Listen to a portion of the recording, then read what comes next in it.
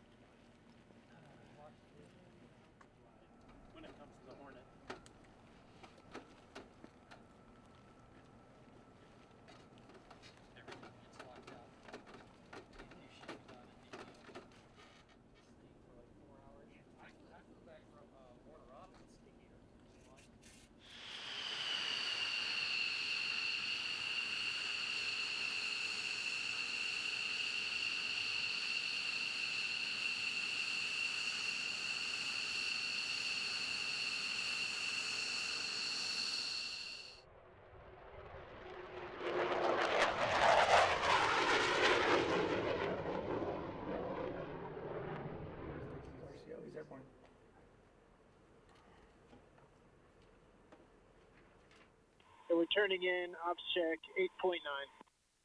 Ops check 8.9. Turning in. 8 through 6, 1 minute. 1 minute.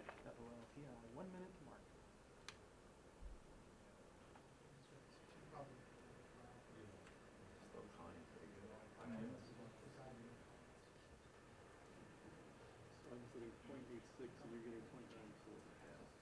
So we should get this part on the array before it falls into the run.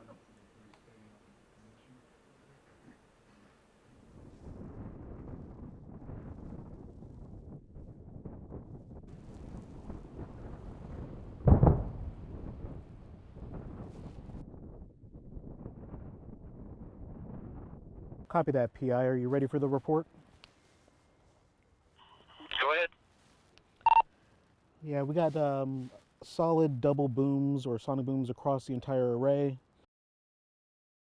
So CarpetDIEM 3 is about getting ready and setting up and understanding the logistics and the instrumentation and all the operations required to execute phase 2, or the acoustic validation phase of the Quesst X-59 mission. I always like to say that the phase 2 is the exciting part of the Quesst mission. Right now we're in phase 1. We're building the airplane. We're getting it safe to fly. We're going to do what they call envelope expansion, making sure the airplane is safe to fly at very slow speeds and at fast speeds as well. But once we get to phase 2 is where the real excitement and the instrumentation happens. That's when we actually start measuring the sonic boom and making sure that all of our design tools, all of our validation tools match what we've designed them to do. So a huge challenge for these measurements are 70 sensors spread 30 miles across. And in order to mechanize and to operate all of those sensors, we can't have 70 different people at every single instrumentation box. So we had to find a way to kind of automate that process. So each of the GRS sensors, or the ground recording systems, are specially equipped with an unintended remote operating triggering system. It uses the ADS-B signal, or the broadcast from the airplane. On the ground, we're able to use that broadcast from the airplane to calculate how fast the airplane is going, how high it's flying, and where it is. And that information is sent to our sensors on the ground and triggers when the airplane is close enough for us to record the sonic boom. We're trying to ascertain and answer the questions like, how many people does it take to go out and service these instruments on a daily basis and to get data back? You know, how many vehicles, all those sorts of things. Just how do we operate? And because this will be a very large scale when we are doing X-59, and so we're trying to get the answers to the hard questions first, and not the day before an X-59 flight. The X-59 project is an incredible project. It's definitely a once in a generation. It'll be a moment in aviation history, and to be a part of that and to be able to help that program succeed